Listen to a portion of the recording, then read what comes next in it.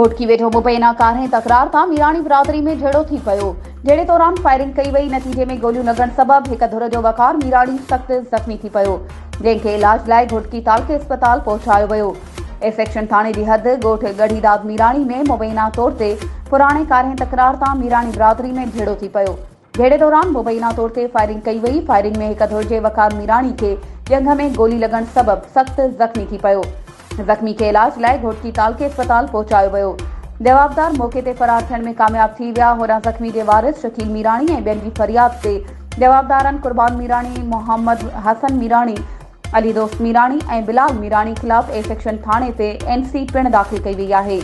नाके में मुलविस जवाबदारनि खे पुलिस अञा ताईं गिरफ़्तार नाहे करे सघी।